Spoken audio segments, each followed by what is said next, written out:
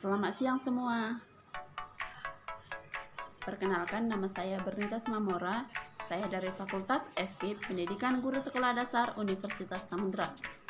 Nah, pada video kali ini kita akan membahas tentang pendidikan inklusi. Adapun tugas ini adalah untuk memenuhi mata kuliah pendidikan inklusi. Nah, pada video ini kita akan membahas tentang banyak hal. Yang pertama ada pengertian dari pendidikan inklusi, yang kedua jenis-jenis anak berkebutuhan khusus, yang ketiga ada penerimaan anak berkebutuhan khusus di masyarakat, yang keempat ada penerapan sekolah inklusi atau pendidikan inklusi di sekolah dasar, yang kelima saya akan berbagi tentang pengalaman saya setelah berkunjung ke sekolah luar biasa atau SDLB Langsa. Baiklah, langsung saja. Di sini kita akan masuk tentang pengertian inklusi. Pengertian inklusi adalah suatu bentuk layanan pendidikan yang diberikan kepada mereka yang memiliki kekurangan atau kebutuhan dan disamaratakan dengan mereka yang anak normal. Yang kedua, jenis-jenis anak berkebutuhan khusus. Ada banyak sekali jenis anak berkebutuhan khusus yang bisa kita temukan di masyarakat. Yang pertama, anak tunanetra.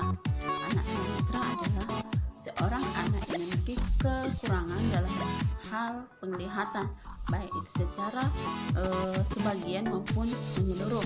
Yang kedua itu ada anak tunarunggu.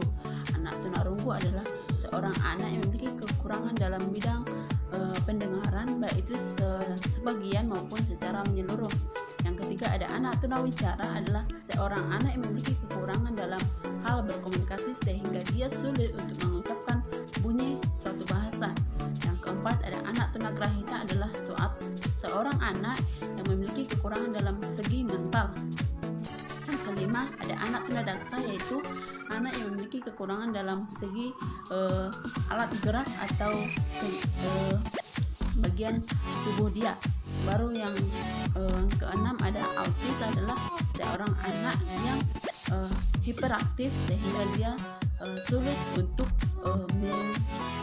menyesuaikan dirinya di lingkungan masyarakat.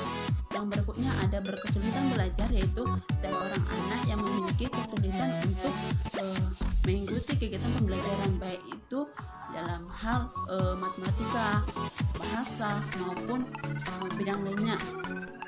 Baru yang berikutnya ada anak tunalaras, yaitu seorang anak yang memiliki kekurangan dalam segi bersosialisasi dengan lingkungan sekitarnya. Dan yang terakhir adalah yang kesembilan adalah anak berbakat. Anak berbakat adalah anak yang memiliki bakat atau kemampuan yang terlalu cepat dalam segi kognitif maupun dalam segi yang lain, sehingga dia mengalami kesulitan untuk menyesuaikan diri dengan lingkungan sekitarnya. Nah, di kesembilan ini merupakan jenis-jenis anak berkebutuhan yang bisa kita temukan di lingkungan kita masing-masing. Berikutnya, yang ketiga adalah penerimaan anak berkebutuhan khusus di lingkungan masyarakat. Nah, seperti yang kita tahu, kalau anak berkebutuhan khusus itu paling intimnya dia suka menyendiri, suka untuk mengusirkan diri sendiri. Kenapa? Itu disebabkan karena dia tidak percaya diri, dia merasa minder dengan kekurangan atau posisi badan atau fisik yang dia miliki saat itu, sehingga dia merasa tidak percaya diri untuk bergaul dengan lingkungan luarnya. Nah, untuk itu kita sebagai masyarakat harus menerima anak yang berkebutuhan khusus, baik itu dalam segi tunanetra, tunagrahita dan lain-lainnya di lingkungan masyarakat kita. Tujuannya adalah agar tadi mereka mampu untuk bersosialisasi, untuk mengembangkan kemampuan mereka dalam hal sosialisasi di lingkungan masyarakat sekitarnya.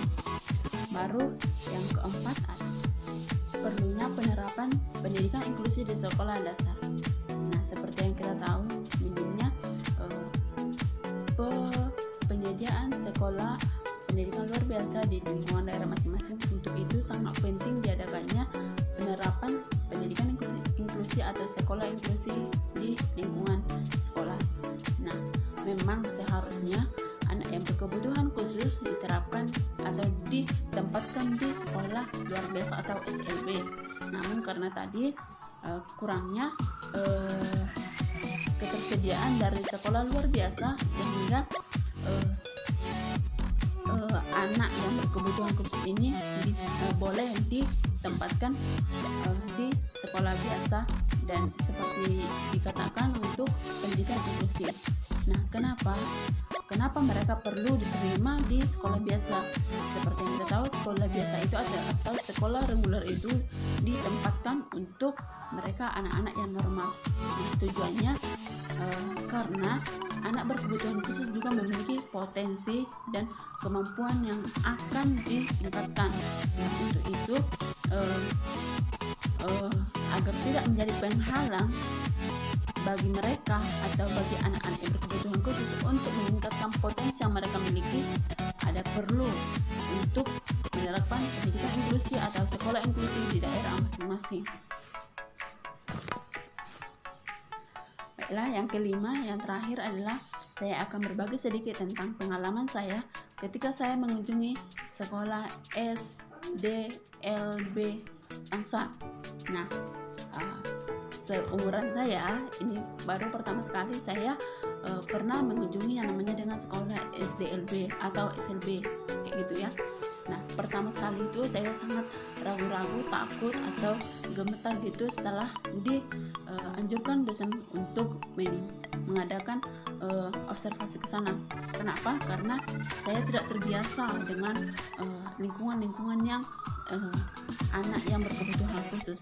Namun setelah saya menuju ke sana, saya merasa senang, asik gitu, dimana saya bisa untuk melihat anak-anak yang berkebutuhan khusus, baik itu anak tunanetra, tunagrahita, autis, yang tunarungu, tunarastra dan lain-lainnya.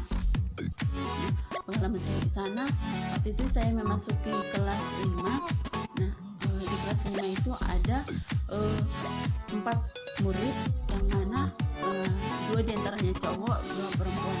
Nah, di situ saya memilih 1 orang siswa untuk menjadi wawancara saya dengan tentang kegiatan belajar dia. Nah, waktu itu saya mengadakan komunikasi dengan si anak. Saya berkomunikasi, saya menanyakan namanya. Ketika saya menanyakan namanya, nama dia Duyarna. Nah, waktu itu umur dia 13 tahun, tapi dia masih berada di kursi kelas 5 SD. Nah, kenapa itu terjadi? Karena dia memiliki kekurangan dalam segi mental. Nah, ketika itu dalam kegiatan pendidikan saya melihat dia merasa memiliki kesulitan dalam kegiatan belajar. Kenapa? Ketika saya melihat dia dalam kegiatan pembelajaran untuk menuliskan suatu huruf, mereka itu menggunakan garis putus-putus. Saya berpikir sebelumnya kalau kelas 5 berarti udah bisa mengadakan seperti di anak normal. Kelas 5 sudah mengadakan dengan sudah pandai menulis, membaca dan sebagainya. Tetapi dalam anak tunagrahita ini, kegiatan pembelajaran mereka masih menulis dengan menggunakan garis putus-putus. Nah, dengan ini mereka untuk menyambung-nyambungkan dari garis yang putus-putus itu sehingga menjadi suatu bentuk untuk memadukan garis putus-putus tadi menjadi suatu angka atau huruf yang baik dan benar. Nah, tentunya dalam kegiatan pembelajaran mereka menggunakan media gambar, yang mana ada gambar binatang-binatang, ada gambar buah-buahan yang bermacam-macam. Nah, di sana saya menggunakan gambar itu. Ketika saya mengambil acak gambar, salah satu gambar, baik itu gambar buah-buahan maupun hewan, saya tunjukkan kepada dia. Nah, di situ saya minta untuk menyebutkan. Nah, baiklah, di sini saya akan berbagi pengalaman saya tentang berkunjungnya saya ke sekolah SDLB Angsa. Nah, di sini kami mendapat tugas untuk mengobservasi anak yang memiliki berkebutuhan khusus. Waktu itu pertama kali saya masih merasa diajukan atau lingkungan itu kenapa? Karena saya baru pertama kalinya untuk berkunjung atau memasuki area lingkungan yang orang luar biasa atau anak yang berkebutuhan khusus. Namun pada dasarnya setelah saya memasuki area tersebut ternyata asik, dimana saya bisa menemui mereka, saya bisa berjumpa dengan anak-anak yang belum pernah masih saya temukan di lingkungan masyarakat, seperti anak tunadaksa, anak tunarunggu, tunawicara, autis, saya belum pernah menemukan. Namun setelah saya berkunjung ke sana, saya bisa menemukan mereka, jadi saya merasa senang gitu. Baru ketika saya berkunjung ke sana, saya memasuki ruangan kelas anak bagian tunagrahita, yang mana ketika saya masuk saya memilih di kelas 5, yang mana siswa di kelas 5 ini berjumlah 4 orang, 2 diantaranya cowok dan 2 diantaranya perempuan. Saya memilih salah satu siswa untuk menjadi observasi saya, untuk menjadi bahan acuan saya untuk mendapatkan tugas tadi. Namanya Adi Yarsa, umurnya 15 tahun. Ketika saya memasuki itu, saya menanyakan nama dia, saya mengajak dia untuk berkomunikasi, namun dia pertama kalinya malu-malu. Namun saya mengajak dia, saya lebih mengajak dia bagaimana caranya agar dia bisa mampu berkomunikasi dengan saya. Ketika itu saya lebih mendekati baru untuk mengadakan supaya bisa menerima informasi dari dia. Ketika saya sudah bisa mengajak dia untuk berkomunikasi, saya menanyakan warna kesukaan dia, nama buah kesukaan dia, baru orang tua dia pekerjaannya apa, dan yang berkaitan dengan lingkungan sekitarnya. Namun ketika saya menanyakan tentang banyak hal, dia rasanya terlalu capek atau dia mudah untuk lemah kayak gitu. Mungkin saya berpikir karena dia nggak terbiasa gitu ditanyai. Namun setelah saya bertanya sama gurunya, kenapa si Adirta ini mudah sekali capek gitu, datang gurunya, ya karena tadi otak dia tidak mampu untuk berpikir setiap kata-kata yang kau tanyakan gitu. Jadi seharusnya saya menanyakan satu kata begitu, satu-satu. Dan itu dalam kegiatan pembelajaran saya observasi, saya wawancara dengan gurunya. Dalam kegiatan pembelajaran mereka untuk menuliskan suatu huruf atau angka, mereka harus menuliskan garis putus. Tujuannya apa? Agar si anak bisa mengikuti, memadukan garis putus itu menjadi suatu angka yang baik dan benar atau huruf yang baik dan benar.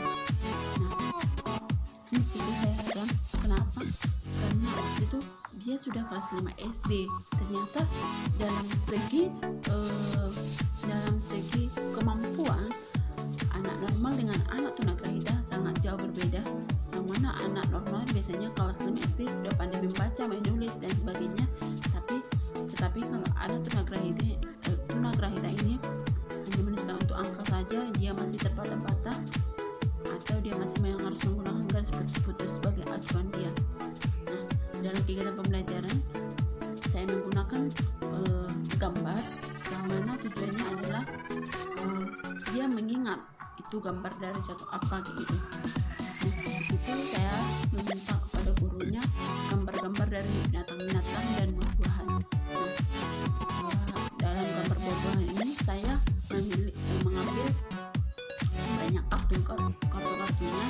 Di sana saya mengambil satu gambar. Nah, ketika misalkan saya mengambil gambar dari pisang, dan saya tanya, ini gambar apa, Dek? Itu adalah gambar pisang. Rasanya apa, Dek? Ini. Nah, kalau misalkan dia mengucapkan benar, maka saya mengasih upload sama dia, dan saya mengasih upload sama